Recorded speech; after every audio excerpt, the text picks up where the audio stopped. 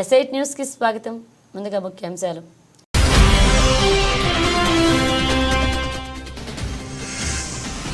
Trump హెచ్చరికల పర్వం. Panama కాలువను స్వాధీనం చేసుకుంటామన్న అగ్రరాజ్య అధ్యక్షుడు.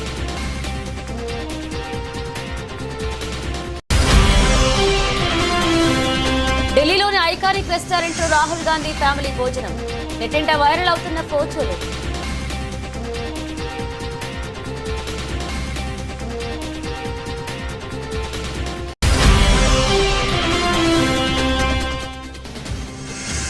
సంధ్యా థియేటర్ ఘటనపై కేసులో బిగ్ ట్విస్ట్. దర్యాప్తు ముమ్మరం చేసిన అధికారులు.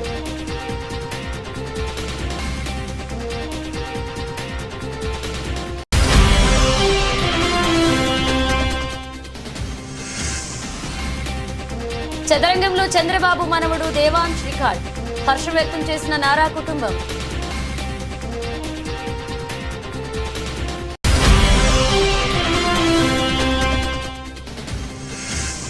ఫైనల్లో బంగ్లాదేశ్ పై భారత్ ఘన విజయం. అర్ధ సెంచరీతో అదరకొట్టిన త్రిష.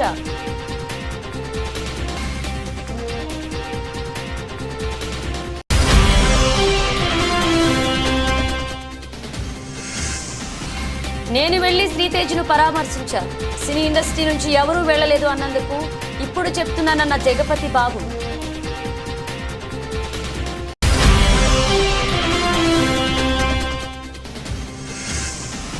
స్టాక్ మార్కెట్లో కొనుగోళ్ల ఉత్సాహం. లాభాలతో షూరైన సూచీలు.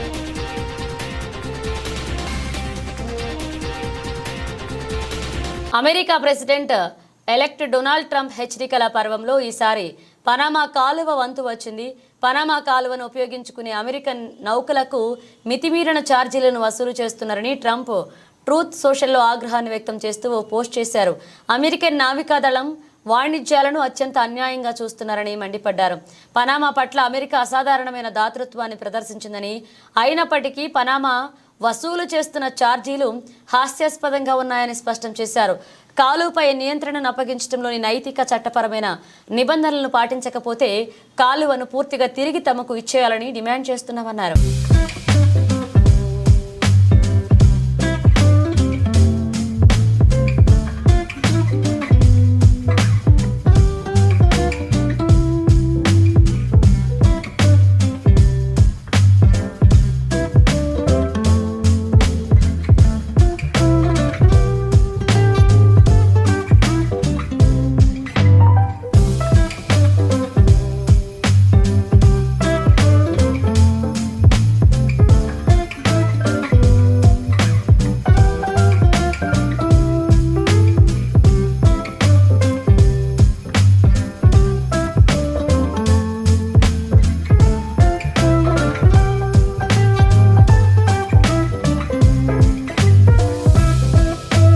లోక్సభ ఎన్నికల నుంచి ఇటీవలే జరిగిన మహారాష్ట్ర ఎన్నికల వరకు, ఆ తర్వాత పార్లమెంట్ సమావేశాల్లో ఎంతో బిజీగా కనపడ్డారు కాంగ్రెస్ నేతలు రాహుల్ గాంధీ, ప్రియాంక గాంధీ.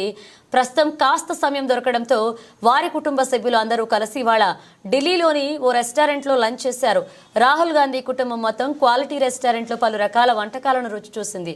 ఈ ఫోటోలను రాహుల్ గాంధీ తన ఇన్స్టాగ్రామ్ ఖాతాలో పోస్ట్ చేశారు. ఇందుకు సంబంధించిన ఫోటోలు సామాజిక మాధ్యమాల్లో వైరల్ అవుతున్నాయి. రాహుల్, ప్రియాంక వెంట వారి తల్లి సోనియా గాంధీ, ప్రియాంక భర్త రాబర్ట్ వాద్రా, కూతురు మిరాయా వాద్రా, ఆమె అత్తయ్య కూడా ఉన్నారు. రాహుల్ గాంధీ అతని సోదరి ప్రియాంక రాయ్ బరేలీ, వాయనాడ్ లోక్సభ నియోజకవర్గాలకు ప్రాతినిధ్యం వహిస్తున్న విషయం తెలిసిందే.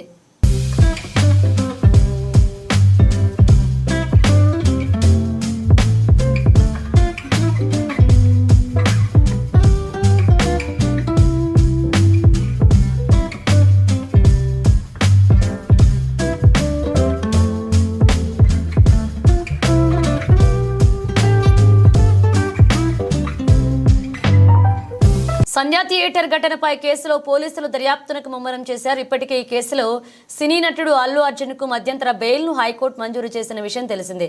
అయితే అల్లు అర్జున్ మీడియా సమావేశం ఏర్పాటు చేసి సంధ్యా థియేటర్ ఘటనలో తన తప్పు ఏమీ లేదని చెప్పాడు. దీంతో అల్లు అర్జున్ మీడియా సమావేశం పెట్టడాన్ని పోలీసులు తీవ్రంగా పరిగణిస్తున్నారు. బెయిల్ నిబంధనలు ఉల్లంఘించారని పేర్కొంటున్నారు. ఈ క్రమంలో ఆయన బెయిల్ రద్దుపై పోలీసులు అపీల్ పిటిషన్ దాఖలు చేయనున్నట్లుగా తెలిసింది.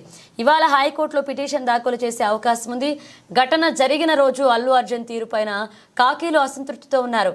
రేవతి మృతి తెలిసి కూడా తెలియదని అల్లు అర్జున్ చెప్పడం ఆయన విచక్షణకే వదిలేయాలని ఆదివారం నిర్వహించిన మీడియా సమావేశంలో నగర సిపి సివి ఆనంద్ అన్నారు. థియేటర్లో ఉన్న అల్లు అర్జున్కు పోలీసులు విషయం చెప్పారు, కానీ రేవతి మృతి మరుసటి రోజు తెలిసింది అని అల్లు అర్జున్ మాట మార్చాడు అంటూ సిపి పేర్కొన్నారు. మీడియా సమావేశంలో సంధ్యా థియేటర్ ఘటన సమయంలో వీడియోలను ప్రదర్శిస్తూ సిపి ప్రజెంటేషన్ ఇచ్చారు. న్యాయపరంగా అల్లు అర్జున్ కేసును ఎదుర్కొంటామని సిపి ఆనంద్ పేర్కొన్నారు. మరోవైపు అల్లు అర్జున్ నివాసం వద్ద ఓయూజేఏసీ నేతలు ఆందోళనకు దిగారు. ఈ క్రమంలో పోలీసులు 6 ఓయూజేఏసీ నేతలను అరెస్ట్ చేసి జూబ్లీహిల్స్ పోలీస్ స్టేషన్కు తరలించారు. అర్జున్ నివాసం వద్ద జరిగిన ఘటనపై డీజీపీకి ఫోన్ చేసి సీఎం రేవంత్ రెడ్డి ఆరా తీశారు. ఇలాంటి ఘటనలు మరొకసారి పునరావృతం కాకుండా జాగ్రత్తలు తీసుకోవాలని రేవంత్ ఆదేశించారు. సినీ ప్రముఖుల ఇళ్లపై దాడి ఘటనను ట్విట్టర్ వేదికగా సీఎం రేవంత్ రెడ్డి ఖండించారు. శాంతి భద్రతల విషయంలో కఠినంగా వ్యవహరించాల్సిందిగా రాష్ట్ర డీజీపీ నగర పోలీస్ కమిషనర్ను ఆదేశిస్తున్నారని తెలిపారు. ఈ విషయంలో ఎలాంటి అలసత్వాన్ని సహించేది లేదు అని అన్నారు. అదేవిధంగా సంధ్యా థియేటర్ ఘటనలో సంబంధం లేని పోలీస్ సిబ్బంది స్పందించకుండా ఉన్నతాధికారులు జాగ్రత్తలు తీసుకోవాలని రేవంత్ రెడ్డి ఆదేశించారు.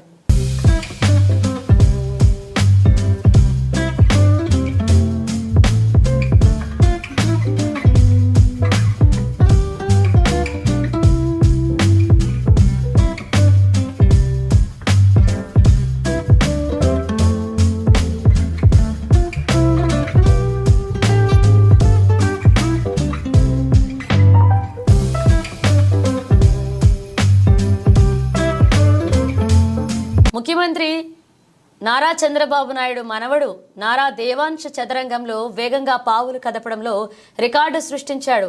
చెక్మేట్ సాల్వా 175 ఫజిల్స్ సాధించడంలో world book of records London నుంచి నారా దేవాంశ్ ధృవపత్రం సాధించారు. నారా దేవాంశ్ రికార్డు సాధించడం పట్ల నారా కుటుంబం హర్షం వ్యక్తం చేసింది. ఈ సందర్భంగా దేవాంశ్ తండ్రి మంత్రి నారా లోకేష్ స్పందించారు. దేవాంశ్ చెస్ను ఎంతో ఇష్టంగా స్వీకరించి కొన్ని వారాలుగా ఈ రికార్డు కోసం శ్రమించాడని పేర్కొన్నారు. చదరంగంలో శిక్షణ ఇచ్చిన రాయ్ చెస్ అకాడమీకి ఆయన ధన్యవాదాలు తెలియజేశారు.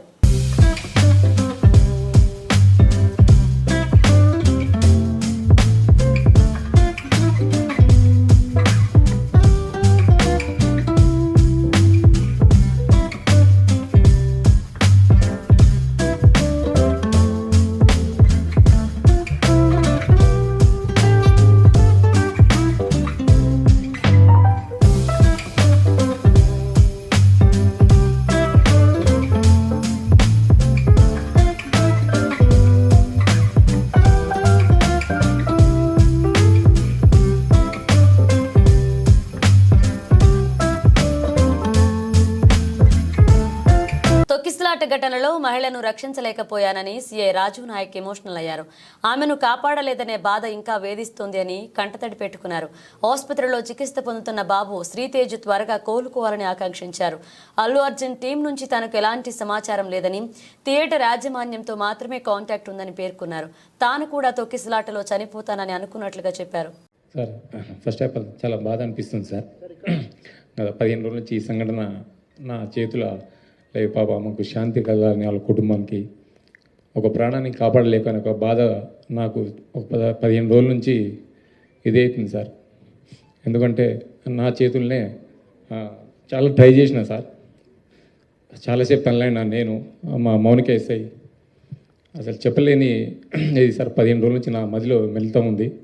ఆ దేవుని భయవంతుల్లా ఆ బాబు కోలుకోవాలని నేను కోరుకుంటున్నాను సార్. ఆ రోజు జరిగిన సంఘటన సార్, మేనేజ్మెంట్కు నేను బ్యాక్ సైడ్ నేను రాసి మేనేజ్మెంట్కి ఇంటిమేషన్ ఇచ్చిన సార్. నాకు పై వాళ్ళ అల్లు అర్జున్ టీం నుంచి మనకు ఎలాంటి ఇంటిమేషన్ లేదు సార్. మా ఓన్లీ మేనేజ్మెంట్ నుంచి విజిట్ అనేది ఉంది సార్. ఆ విజిట్కి నేను మా సీనియర్ ఆఫీసర్తో మాట్లాడి నేను చూసి ఆ 2 థియేటర్లు ఒకటే ప్లేస్లో ఉండడం సార్. ఆ ప్లేస్లో ఉండడం 2 థియేటర్లకు ఒకటే ఎంట్రీ ఒకటే ఎగ్జిట్ సార్. 35 and 70 mm అది పాసిబుల్ కాదానికి అదే పేపర్ కాపీ టు SHO ఒకటి వచ్చింది సార్. దాని బ్యాక్ సైడ్ నేనే నా స్వయాన రైట్ ముందు రాసి మేనేజ్మెంట్కి వెళ్ళినా సార్.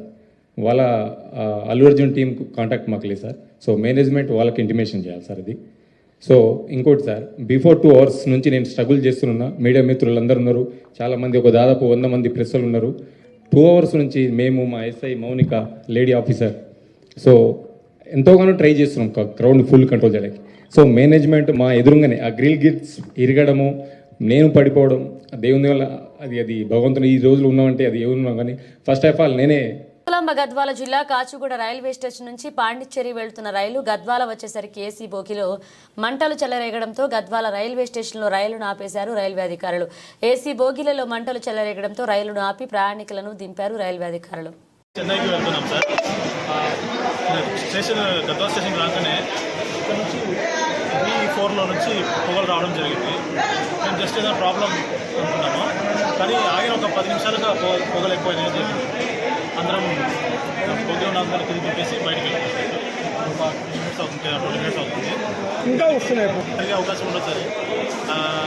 ప్రయాణం పోవాలి ఖచ్చితంగా. ఇదే ప్రాబ్లం స్టేషన్లో జరిగింది కాబట్టి మేము రెక్టిఫై చేసుకోగలం. అదే ఎక్కడైనా మార్గ మధ్యలో జరిగితే ఆ మంటలు ఇంకా చెలరేగే అవకాశం ఉంటుంది. అప్పుడు ఎవరు కాపాడడానికి అవకాశం ఉండదు. కాబట్టి ఇలాంటివి ఇంకా జరగకూడదని నేను ఆశిస్తున్నాను. South central railway. ఖమ్మం జిల్లా వైరా నియోజకవర్గ కేంద్రం ఎమ్మెల్యే క్యాంపు కార్యాలయంలో నిరుపేద లబ్ధిదారులకు కళ్యాణ లక్ష్మి, షాదీ ముబారక్ చెక్కులు పంపిణీ చేశారు ఎమ్మెల్యే మాలోత్ రామ్దాస్ నాయక్. ఇందిరమ్మ రాజ్యం, కాంగ్రెస్ పార్టీ ప్రభుత్వం, మీ అందరి ఆశీస్సులతోని, మీరందరి శక్తితోని ఈ రాష్ట్రంలో రేవంత్ రెడ్డి గారి నాయకత్వాన ముఖ్యమంత్రిగా, మరి రాష్ట్ర ఉప ముఖ్యమంత్రి భట్టి విక్రమార్క గారు, మంత్రి గారు అన్న శ్రీనివాస్ రెడ్డి గారు, మంత్రి గారు తుమ్మల నాగేశ్వరరావు గారు, మన ఎంపీలు రఘురామరెడ్డి గారు, రేణుకా చౌదరి గారు, మరి వీరందరి జిల్లా పక్షాన మీ అందరి ఆశీస్సులతో ఇందిరమ్మ రాజ్యంలో మీ అందరికీ కావాల్సింది, రావాల్సింది వచ్చే దాంట్లో అందరూ పనిచేస్తున్న నేపథ్యంలో ఏదైతే కాంగ్రెస్ పార్టీ ఆ రోజు సోనియా గాంధీ గారు, రాహుల్ గాంధీ గారు ఏమన్నారో అవన్నీ కూడా ఒకటి ప్రజలు తెస్తా ఉన్నాం. మీరు గెలిపించిన ఏమంటే ఉచిత బస్సు, మీరు గెలిపించిన ఏమంటే ఉచిత కరెంటు, ఉచిత బస్సుకి నెలకి 400 రూపాయలు. మనకు అర్థం కావట్లేదు. నెలకు 400 రూపాయలు గవర్నమెంట్ మన తరఫున 400 కోట్ల రూపాయలు ప్రభుత్వం మన తరఫున ఆర్టీసీ కడతా ఉంది. ఆర్టీసీ నాకు తెలిసి ఇప్పటికి మూతపడిపోయేది. గత ప్రభుత్వం కేసీఆర్ టైంలో ఆర్టీసీ మొత్తం మూతపడిపోయే పరిస్థితికి వచ్చింది. మరి మన సోదరు వాళ్ళందరికీ కూడా ఇటు మీ అందరికి ఉచిత బస్సు ఇస్తూ, మీ టికెట్ల డబ్బులు గవర్నమెంట్ కడుతూ, ఇటు ఆర్టీసీ పెద్ద ఎత్తున లాభాలు వచ్చిన పరిస్థితి. ఉచిత కరెంటుకు కూడా 400 కోట్లు నెలకి.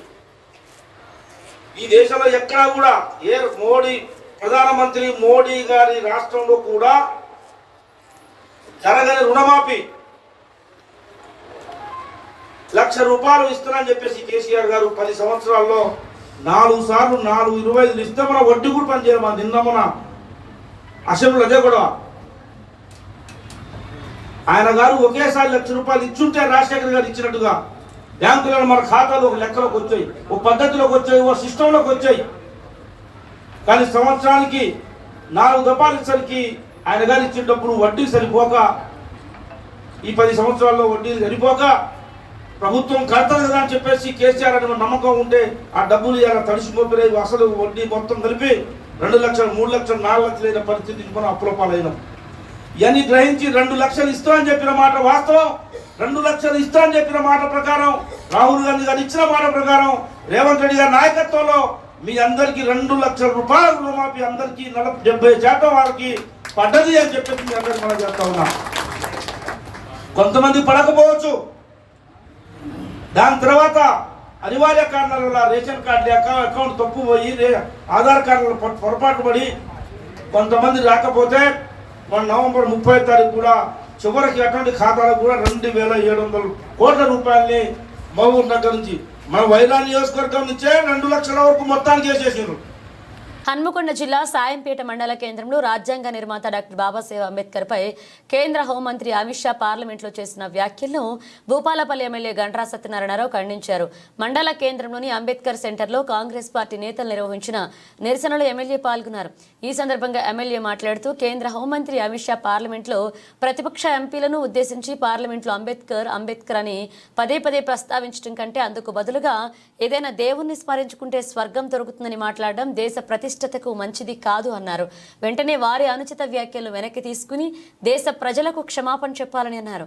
డాక్టర్ బాబాసాహెబ్ అంబేద్కర్ రాజ్యాంగాన్ని అమలు చేయాలని విలువలను మంటగలుపుతున్నారని పార్లమెంట్ సభ్యులు అడగడంతో పార్లమెంట్ సభ్యుల మీద అనుచిత వ్యాఖ్యలు ఏదైతే అంబేద్కర్ అంటారు, అంబేద్కర్ బదులు మీరు గుళ్ళో ఉన్న దేవుణ్ణి తలుచుకోండి స్వర్గం పోతారని ఏదైతే మరి మాట్లాడడమో ఇది ప్రజాస్వామ్యాన్ని అంబేద్కర్ రాసినటువంటి రాజ్యాంగాన్ని తుంగలో తొక్కే విధంగా మంటలు కలిపే విధంగా అంబేద్కర్ వాక్యాలు ఇది ప్రజాస్వామ్యము మొత్తం కూడా తీవ్రంగా ఖండించవలసినటువంటి అవసరం ఉంది. అంబేద్కర్ రాసినటువంటి రాజ్యాంగం ఏదైతే అంబేద్కర్ని అవమానించిందో ఆయనను వెంటనే క్యాబినెట్ నుంచి బర్తరఫ్ చేయాలని భారతదేశ వ్యాప్తంగా కూడా నిరసన తెలిపిన దాన్ని ప్రధానమంత్రి సమర్థించుకునే విధంగా ఈరోజు మాట్లాడము సిగ్గుసేటైనటువంటి విషయం. ఈరోజు వెంటనే అమిత్ షాను క్యాబినెట్ నుంచి బర్తరఫ్ చేసి ఈ దేశానికి క్షమాపణ చెప్పాలని మేము డిమాండ్ చేస్తున్నాం. ఆయన రాసినటువంటి రాజ్యాంగ విలువల ప్రకారంగానే పేదలు, బడుగులు, బలహీన వర్గాలకు రిజర్వేషన్ కల్పించడమే కాకుండా చట్టసభల్లో అదేవిధంగా హన్మకొండ జిల్లా సాయంపేట మండల కేంద్రంలోని రైతు వేదికలో వివిధ గ్రామాలకు చెందిన మొత్తం 19 మంది సీఎంఆర్ఎఫ్ లబ్ధిదారులకు 4,98,000 రూపాయల విలువైన చెక్కులను భూపాలపల్లి నియోజకవర్గ ఎమ్మెల్యే గండ్రా సత్యనారాయణరావు అందజేశారు. అనంతరం ఎమ్మెల్యే మాట్లాడుతూ అన్ని వర్గాల ప్రజలకు అండగా నిలవడమే రాష్ట్ర ప్రభుత్వ లక్ష్యమన్నారు. పేద ప్రజలను ఆర్థికంగా ఆదుకునేందుకు ప్రజాప్రభుత్వం అనేక సంక్షేమ పథకాలు అమలు చేయడం జరుగుతుందని ఎమ్మెల్యే గుర్తు చేశారు. మానవతా దృక్పథంతో సీఎం రేవంత్ రెడ్డి దరఖాస్తు చేసుకున్న ప్రతి ఒక్కరికి ఆర్థిక సహాయాన్ని మంజూరు చేస్తున్నట్లుగా పేర్కొన్నారు. అనంతరం మండలంలోని పలువురు రైతులు వ్యవసాయ శాఖ ఆధ్వర్యంలో ఉచిత వరి విత్తనాల బ్యాగులను ఎమ్మెల్యే అందజేశారు.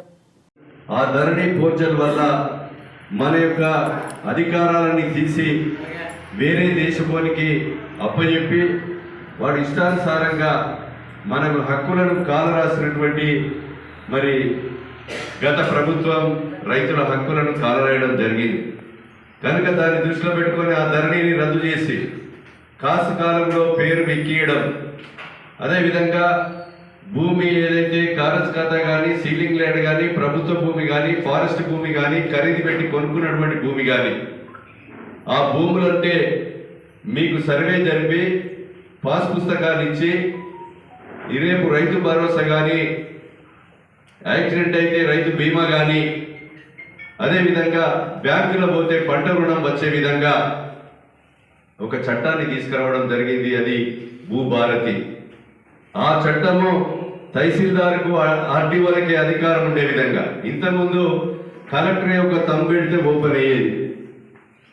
గతంలో మాదిరిగా మనం భూమి దున్నుకుంటున్నాం, భూమిని నమ్ముకుంటున్నాం, మనకు బుక్కులేక అనేక అవస్థలు పడ్డాం. అలాంటి ఈరోజు అధికారాలను తహసీల్దార్లకే ఆర్డీఓలకే. హన్మకొండ జిల్లా ఆత్మకూరు పోలీస్ స్టేషన్ పరిధిలోని అక్కంపేట గ్రామం వద్ద ఆటోలో తరలిస్తున్న గంజాయిని పట్టుకున్నారు పోలీసులు. ఈ సందర్భంగా ఆత్మకూరు సే సంతోష్ వివరాలు వెల్లడించారు. దామరి ఎస్ఐ అశోక్ అక్కంపేట వద్ద వాహనాల తనిఖీలు చేస్తున్న క్రమంలో అనుమానాస్పదంగా కనిపించిన ఆటోను తనిఖీ చేయగా 1100 గ్రాముల ఎండు గంజాయి లభించిందని, దాని విలువ 27,500 ఉంటుందని పేర్కొన్నారు. వరంగల్ నుండి అక్రమంగా ఆత్మకూరుకు తరలించే క్రమంలో గంజాయి పట్టుకున్నట్లుగా నిందితుడు పెద్దాపూర్ గ్రామానికి చెందిన వంశీగాన్ అదుపులోకి తీసుకుని రిమాండ్కు తరలిస్తున్నట్లుగా సీఐ సంతోష్ తెలియజేశారు. ఈ సందర్భంగా గంజాయిని పట్టుకున్న ఎస్ఐని పోలీస్ సిబ్బంది సీఐ అభినందించారు. ఎస్ఐ గారు మరియు మా సిబ్బంది అక్కంపేట గ్రామము తమ్మక్క సారక్క ఆర్చ్ వద్ద వరంగల్ నుంచి పెద్దాపురం వచ్చే గ్రామ వాహనాలను తనిఖీ చేస్తుండగా అందాజా 12 గంటల ప్రాంతంలో ఒక ఆటో పోలీస్ వారి చెకింగ్ని చూసి ఆటో తిప్పుకొని పారిపోవడానికి ప్రయత్నించగా వెంటనే దామెర్ ఎస్ఐ కె అశోక్ గారు మరియు మా సిబ్బంది ఆ ఆటోని పట్టుకొని అతన్ని విచారించి అక్కడ అందులో ఆటోలో ఉన్నదాన్ని చెక్ చేయగా ఆయన తడబడుతూ సమాధానం ఇవ్వగా ఏమున్నదిరా ఈ బ్యాగ్లో అంటే గంజాయి నేను వరంగల్ నుంచి తీసుకొచ్చి ఆత్మకూరు మండలంలో ఉన్నటువంటి తన మిత్రులకు అమ్ముతున్నానని అట్టి గంజాయి 1100 గ్రాములు 2700-500కు అనీఫ్ అని వరంగల్ గ్రామస్తుడైనటువంటి అతని వద్ద కొనుగోలు చేసి అధిక రేటుకు అమ్మాలని తీసుకొస్తే పోలీసు వారు పట్టుకున్నారనగా వెంటనే మేము ఎంపీడీఓ గారికి ఒక రిక్వెషన్ ఇచ్చి అదే పంచులను పిలిపించుకొని ఫోటోగ్రాఫర్ని అదేవిధంగా ఆ తూకం వేసి అతన్ని పిలిపించుకొని అక్కడ ఆ ఉన్నదానిని చెక్ చేయగా దాంట్లో ఘాటైన గంజాయి వాసన వస్తూ గంజాయి ఆకులు పువ్వులు గల ఎండిన గంజాయి ఉండగా అట్టి గంజాయిని మేము తూకం వేస్తే 1100 గ్రాములు రాగా దాని విలువ 27,500 రూపాయలు. అట్టి వ్యక్తిని నిందితుడిని విచారించగా తన పేరు వంశీ అని, తండ్రి పేరు రవి మరియు మన పెద్దాపూర్ గ్రామస్తుడని, తన గత సంవత్సరం నుంచి గంజాయికి అలవాటు పడి గంజాయి తాగుతూ ఈ మధ్య కాలంలోనే అనీఫ్ అనే అతని దగ్గర నుంచి గంజాయి పర్చేజ్ చేస్తూ ఇక్కడ ఉన్నటువంటి పిల్లలకు అమ్ముతున్నానని, అదే రోజు భాగంలో ఈరోజు గంజాయి తీసుకువస్తూ పట్టుబడ్డాన్ని తెలిపినాడు. అట్టి దానిని ఎస్ఐ గారు ఆ పంచనామా నిర్వహించి దరఖాస్తు వచ్చి పోలీస్ స్టేషన్కి ఇయ్యగా కేసు నమోదు చేసుకొని అతనిని ఈరోజు రిమాండ్కు పంపుతున్నాం. అండర్-19 మహిళల ఆసియా కప్ టోర్నీలో యువ భారత్ కప్ కొట్టేసింది. తొలిసారి ప్రవేశపెట్టిన టోర్నీలో టైటిల్ను ఒడిసి పట్టుకుంది. ఆదివారం జరిగిన ఫైనల్లో యువ భారత్ 41 పరుగుల తేడాతో బంగ్లాదేశ్పై అద్భుత విజయం సాధించింది. టాస్ గెలిచిన బంగ్లా భారత్ను బ్యాటింగ్కు ఆహ్వానించింది. ఓపెనర్ గొంగడి త్రిష 47 బంతుల్లో 52, 5 4లు, 2 6లు, అర్ధ సెంచరీకి తోడు మిథిలా వినోద్ 17 ఆకట్టుకోవడంతో టీమిండియా నిర్ణీత 20 ఓవర్లలో 117/7 స్కోర్ చేసింది. ఫర్జానా ఇస్లామిక్ 4/31 4 వికెట్లతో విజృంభించింది. ఆ తర్వాత లక్ష్య ఛేదనకు దిగిన బంగ్లా 18.3 ఓవర్లలో 76 పరుగులకు కుప్పకూలింది. స్పిన్నర్లు ఆయుషి శుక్లా 3/17, పరుణి సిసోడియా 2/12, సోనం యాదవ్ 2/13 స్పిన్ మాయాజాలంతో బంగ్లా పతనాన్ని శాసించారు. వీరి స్పిన్ తాటికి బంగ్లా జట్టులో ఫిర్దోష్ 22, ఫహీమీదా 18 మినహా అందరూ సింగిల్ డిజిట్ స్కోర్లకు పరిమితమయ్యారు. ఛేదనలో ఒకానొక దశలో బంగ్లా 7 ఓవర్లకు 44/2 స్కోరుతో మెరుగ్గా కనిపించిన బంగ్లా భారత స్పిన్నర్ల విజృంభణలో 32 పరుగుల తేడాతో చివరికి 8 వికెట్లు కోల్పోయి ఓటమి వైపు నిలిచింది. అర్ధ సెంచరీతో జట్టు విజయంలో కీలకమైన త్రిషకు ప్లేయర్ ఆఫ్ ద మ్యాచ్ దక్కింది.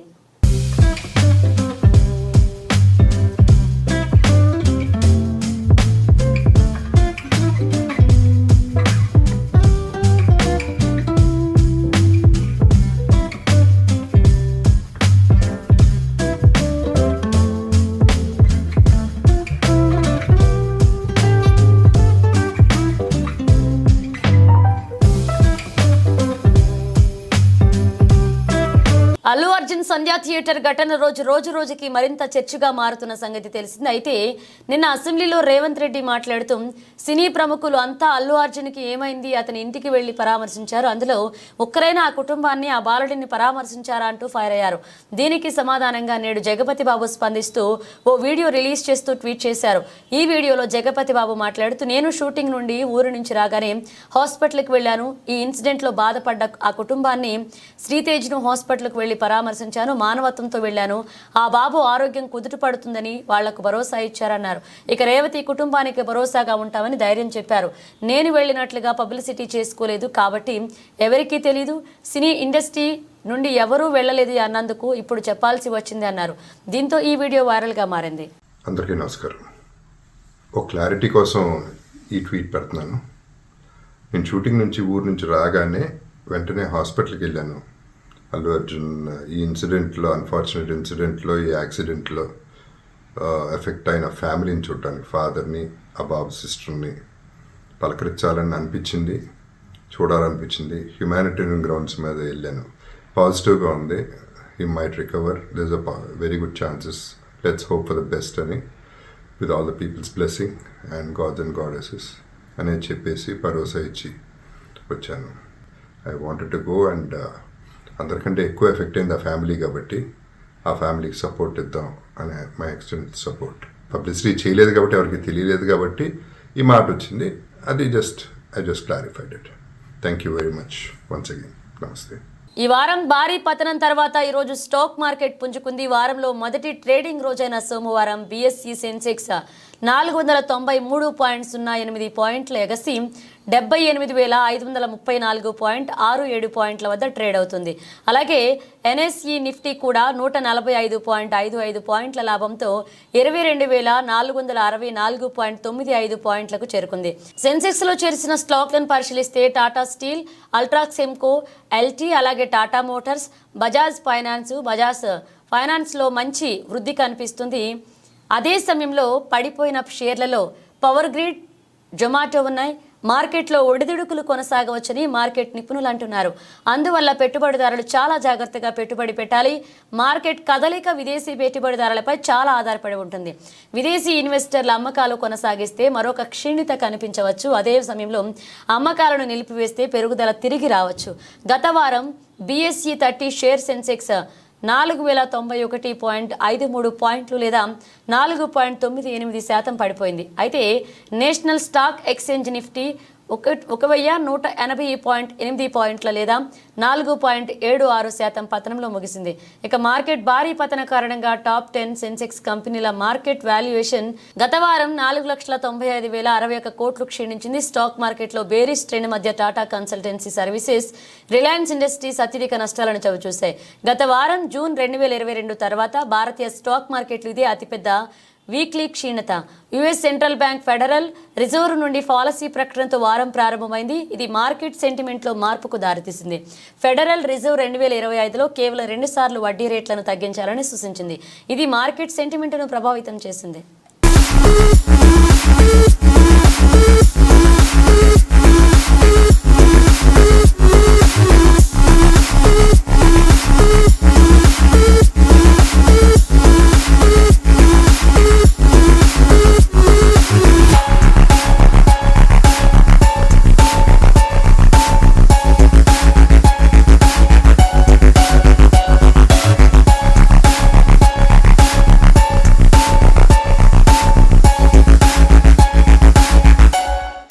బులెటిన్ ముగించే ముందు హెడ్లైన్స్ మరోసారి.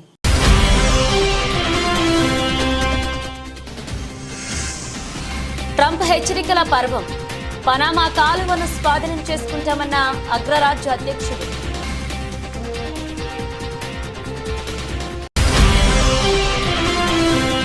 ఢిల్లీలోని ఐకానిక్ రెస్టారెంట్లో రాహుల్ గాంధీ ఫ్యామిలీ భోజనం. నెట్టింట వైరల్ అవుతున్న ఫోటోలు.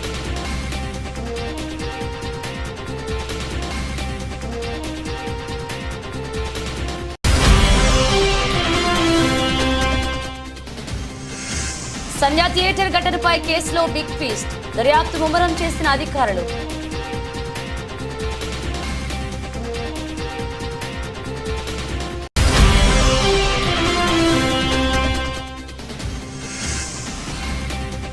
చదరంగంలో చంద్రబాబు మనవడు దేవాంశ్ రికార్డ్. హర్షం వ్యక్తం చేసిన నారా కుటుంబం.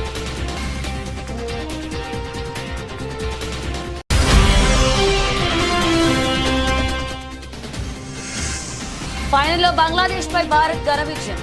అర్ధ సెంచరీతో అదరకొట్టిన త్రిష.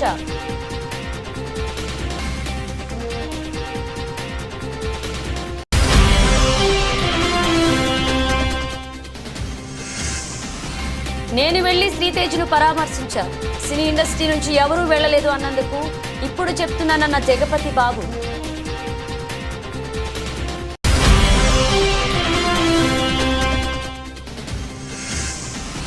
స్టాక్ మార్కెట్లో కొనుగోళ్ల ఉత్సాహం.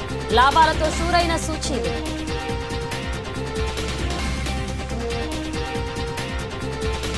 ఇవి బులెటిన్ అప్డేట్స్. మరిన్ని అప్డేట్స్తో మళ్ళీ కలుద్దాం.